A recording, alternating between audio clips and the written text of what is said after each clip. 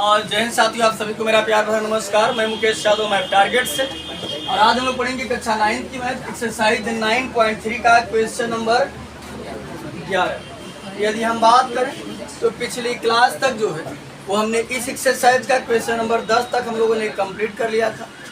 और आज हम क्वेश्चन नंबर 11 समझने का प्रयास करते हैं। एक बार इस स्टेटमेंट को रीड करते हैं और ये देखते हैं कि क्या कहा जा रहा है हमसे। समझिएगा ध्यानपूर्वक। आकृति 9.27 में, तो जैसा कि आकृति को हमने व्हाइट बोर्ड पर बना रखा है, आप देख सकते हैं सेम आकृति आपके ऐसे बुक में दिया गया है। तो कहा जा रहा है कि आकृति 9.27 में ए बी सी डी ई, ये देखो बच्चे, ए बी सी डी ई। अगर इसकी हम बात करें, देखो ध्यान से, पढ़ो ध्यान से, कौन कह रहा है? ए बी सी डी ई करा। ए बी सी डी ई जो है वो पंचभुज है। पंचभुज मतलब समझो बच्चे ध्यान से, जिसमें 3 भुजा होती है वो त्रिभुज होता है, और जिसमें 4 भुजा होती है चतुर्भुज होता है, और जिसमें 5 भुजा होती है पंचभुज। ये बच्चे समझे ध्यान से। अब अगर बात कर, देखो बात ना करो, निगाहें व्हाइट बोर्ड की तरफ होनी चाहिए। ए बी, तो एक भुजा ए बी, दूसरा बी सी, तीसरा सी डी, चौथा डी ई और पांचवा ई। ये 5 भुजा कंप्लीट है।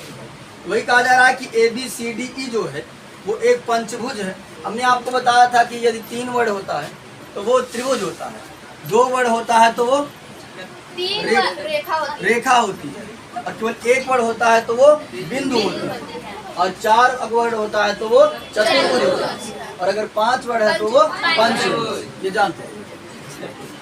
ए बच्चे करा बी से होकर, कहां से होकर? बी से होकर। ये देखो बी से होकर ए सी के समांतर, ये रहा ए सी, ध्यान दो, कहां से होकर? बी से। ये रहा बी, ए सी के समांतर, ये ए सी है, इसके समांतर ये रेखा खींची गई।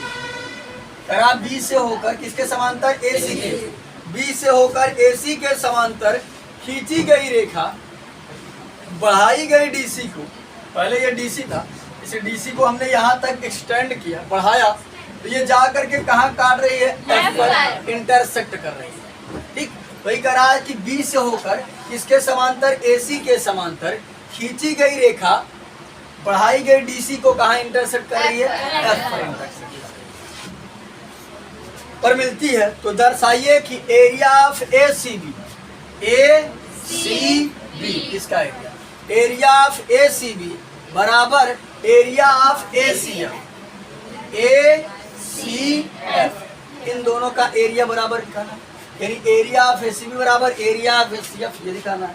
दूसरा दिखाना है area of A E D F, A E D F, area of A E D F बराबर area of A B C D, A B C D, ये दोनों हमको क्या करना है? तो समझिएगा ध्यान से बच्चे। ये तो क्वेश्चन में कहा गया था, हमने हाल में वही लिखा कि दिया है ए बी सी डी एक पंचभुज है। बी से होकर ए सी के समांतर खींची गई रेखा डीसी को एफ पर प्रतिच्छेद करती है। तो ये कुल मिलाकर के हमने जो क्वेश्चन में दिया गया था वही लिखा है, और ये जो सिद्ध करना है ये भी क्वेश्चन में ही दिया गया था, हमने वही लिखा। चलिए बच्चे समझिएगा ध्यान से। अगर हम बात करें, देखो कराते ये बी से होकर किसके समांतर? ए सी के समांतर। इसका मतलब है ए सी और बी एफ आपस में क्या है? समांतर। तो लिख सकते हैं ए सी समांतर बी एफ। और रीजन देना हो तो दे देना कि हमको दिया गया है, यानी ऐसे एग्जाम्पल हो जो ऐसा नहीं दिया है, शब्द के रूप में दिया है। अभी बच्चे समझिएगा, मैं 2 आकृति बनाता हूँ, इन दोनों में समझिएगा थोड़ा ध्यान से। एक आकृति कुछ ऐसा है, नाम है ए बी सी, और एक आकृति कुछ इस प्रकार से है,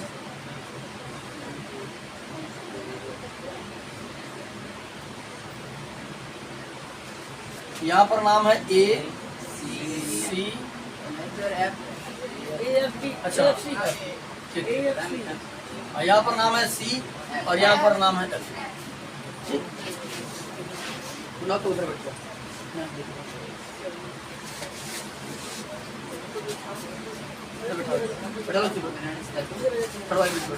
चले आज समझे बच्चे ध्यान से,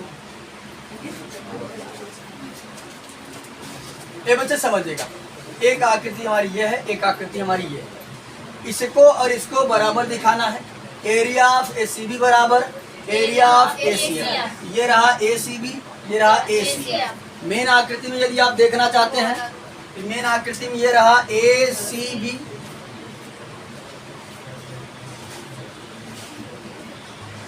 तो यहाँ समझिए कि बच्चे अगर मेन आकृति में हम बात करें, ये रहा एसीबी ये वाला और एसीएफ ये रहा, तो समझिएगा इन्हीं दोनों का एरिया हमको जो है वो बराबर दिखाना है। तो समझिएगा ध्यानपूर्वक। देखा, अगर हम एसीबी कहा थे तब वो ये आवता एसी और एसीएफ कहा थे तब वो ये आवता एसी, यानी जो एसी बा कॉमन बेस है, ठीक का है, उभयनिष्ठ आधार है। साथ ही साथ ये दोनों, ये देखो इन दोनों रेखाओं के बाहर स्थित है का, एक ही समांतर रेखाओं के मध्य स्थित है। अब हमारा प्रमेय होता है यदि एक ही आधार और एक ही समांतर रेखाओं के मध्य यदि दो त्रिभुज स्थित हो, उनका एरिया आपस में क्या होता है, आसानी से हम लिख देंगे कि त्रिभुज एसीबी और त्रिभुज एसीएफ एक ही समांतर रेखाओं, एक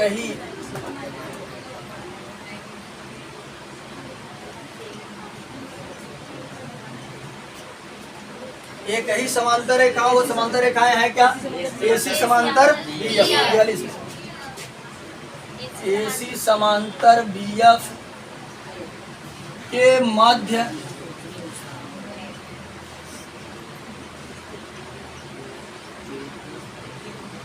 या चाहे तो चुकी लगा देना।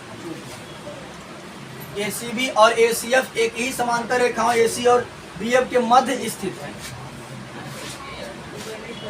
तथा उभयनिष्ठ आधार क्या है, तथा उभयनिष्ठ आधार,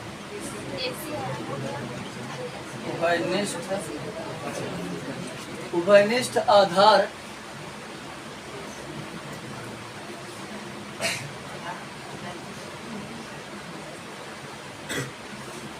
एसी।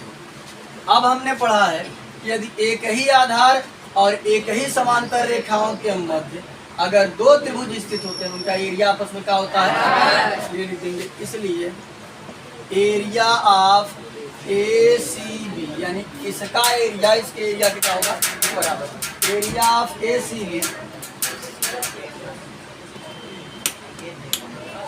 यहाँ समझिएगा ध्यान से, एरिया ऑफ एसीबी बराबर एरिया ऑफ एसी, यानी इसका क्षेत्रफल और इसका क्षेत्रफल आपस में क्या होगा, ये पहला हमने सिद्ध कर दिया। अगर आप चाहते हैं तो पहला हमारा मिलाकर यहाँ से। अब दूसरे की यदि हम बात करें बच्चे तो समझो जाए, ये पहले तो हमने दिखाया कि एरिया ऑफ एसीबी बराबर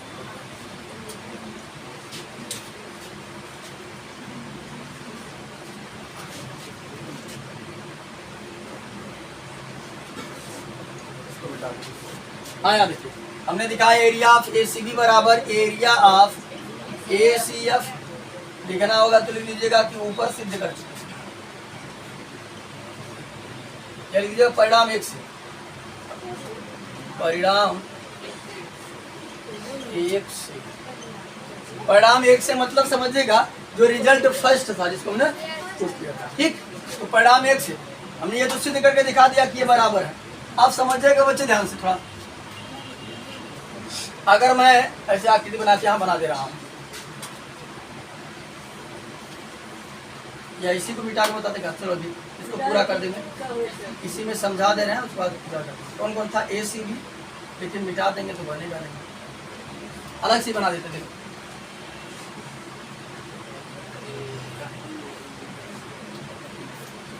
इसका नाम है ए, यहाँ सी और यहाँ बी। उसके बाद दूसरी आकृति हमारी कुछ इस प्रकार से है,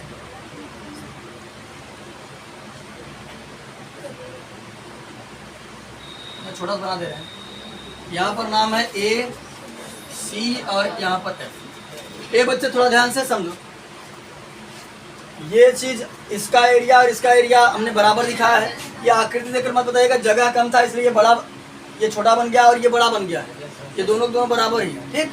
अभी तो एरिया बराबर होगा इनका, ये जगह कम होने की वजह से हमने ऐसे बना दिया, केवल समझाने के लिए हमने इसका एरिया और इसका एरिया तो बराबर दिखा दिया। अब समझिएगा ध्यान से बच्चे, अगर मैं इसमें इतना पार्ट जोड़ देता हूं कुछ इस तरीके से,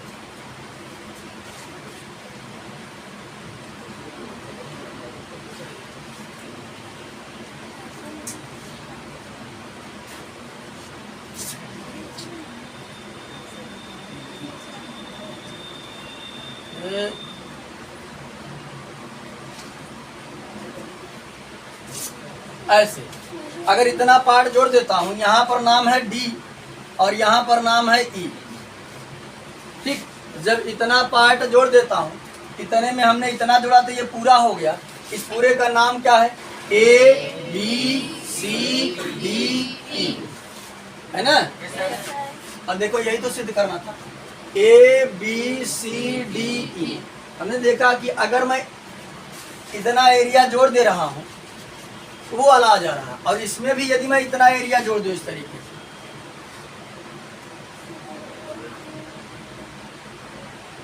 यहाँ नाम था डी, सॉरी यहाँ नाम था ई और यहाँ नाम था डी। ये देखो जब मैं इतने में अगर इतना जोड़ दे रहा हूँ तो इसका नाम हो जा रहा है, इसका इसका नाम हो जा रहा है ए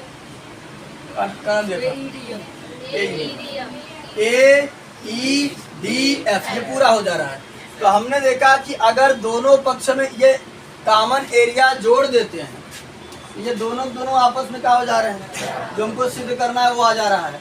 तो समझिएगा ध्यान से बच्चे, हम दोनों पक्षों में क्या काम करते हैं, area of A E D C क्या करते हैं, जोड़ देते हैं। समझिएगा, अगर हमने पढ़ा था यूक्लिड विभाजन प्रमेय में कि यदि बराबरों को बराबरों में जोड़ा जाए तो रिजल्ट चेंज नहीं होता है, यानी बराबर ही आता है। जैसे मान लेते हैं 7 बराबर अगर 7 है, इधर भी अगर दो जोड़ते हैं और इधर भी 2 जोड़ते हैं, अभी तो बराबर है। यदि बराबरों को बराबरों में जोड़ा जाए या बराबरों को बराबरों में घटाया जाए तो रिजल्ट चेंज नहीं होता, ठीक। समझिएगा ध्यान पूर्वक, लिखेंगे दोनों पक्षों में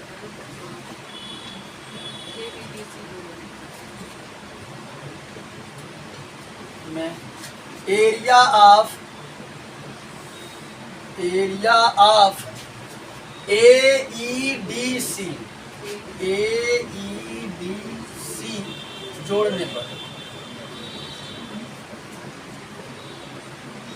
ये बच्चे इधर भी जोड़ देते हैं इधर भी जोड़ देते हैं, क्या हो जाएगा, area of A C B plus area of A E D C बराबर, इधर है हमारा area of A C F plus area of A E D C, है ना। तो देखो अभी हमने समझाया था, कहाँ है ए ई डी सी जोड़ रहे हैं ना, अभी हम इतने जोड़ रहे हैं ए ई डी सी, इतने हम जोड़ रहे हैं दोनों में। हमने क्या लिखा है, दोनों पक्षों में area of A E D C जोड़ने पर, इधर भी हमने ए ई डी सी जोड़ा और इधर भी ए ई डी सी जोड़ा, यानी इधर भी हमने इतना क्षेत्रफल जोड़ा और उधर भी हमने उतना क्षेत्रफल जोड़ा। तो समझिएगा ध्यान से, देखो पहले हमारे पास ये त्रिभुज था, अब इतना हमने चतुर्भुज टाइप का जोड़ दिया, ये देखो ए ई डी सी को जोड़ दिया, तो अब ये कुल मिलाकर इतना बन गया और इसका नाम क्या है, ए बी सी डी, है ना। तो जहां पर ये इतना लिखा है मैं इसकी जगह लिख सकता हूं area of A B C D, area of A B C D E, फिर समझा बराबर, इधर हमारा ए सी एफ, बच्चे हमारे पास पहले इतना था, ए सी एफ इतना था, इसमें हमने जोड़ा ए सी डी ई या फिर ए ई डी सी जोड़ा, तो जब जोड़ दिया तो ये पूरा हो गया। अगर मैं इसको चाहूं तो मिटा सकता हूं, तो जब हमने इसको मिटा दिया तो क्या बना, ये ए ई डी अब यहाँ देखो सी तब होता जब यहाँ कोई रेखा होगा होती तब तो सी नाम देते। फिर इसको हटा दिए मान लेते एक प्रकार से, तो सी भी हट जाएगा। क्या नाम हो जाएगा इसका? AEDF। तो मैं इतने की जगह क्या लिख सकता हूँ? Area of AEDF। अब दोनों चीजें बराबर हैं, किसी को भी आगे पीछे लिखा जा सकता है, कोई दिक्कत नहीं। इसको पहले लिख देते हैं, इसको बाद में लिखेंगे। एरिया ऑफ AEDF बराबर एरिया ऑफ ABCDE। ये हमको सिद्ध करना था, जो हमने आसान तरीके से सिद्ध कर दिया। तो कुल मिलाकर इस चैप्टर के या इस एक्सरसाइज के क्वेश्चन कठिन नहीं है। कठिन तब नहीं है जब आपको परिभाषाएं और प्रमेय याद होगा। ये देखो हमने एक लाइन का प्रमेय लिखा, पहला वाला तुरंत सिद्ध हो गया। प्रमेय याद है तो सिद्ध हो गया। दूसरे में हमने कुछ किया नहीं। दूसरे में हमने क्या काम किया कि बस दोनों पक्षों में हमने इतना क्षेत्रफल का किया, जोड़ दिया। जब इतना क्षेत्रफल जोड़ दिया तो उधर वाला बन करके तैयार हो गया और इधर वाला भी बन करके तैयार। तो आज की क्लास में हमने एक्सरसाइज 9.3 का क्वेश्चन नंबर 11 जो है उसे कंप्लीट कर लिया है। बाकी जो बचे हुए क्वेश्चन है उसे नेक्स्ट क्लास में कंप्लीट करने का प्रयास करेंगे। इस वीडियो में इतना ही, बाकी मिलते हैं नेक्स्ट वीडियो में। तब तक के लिए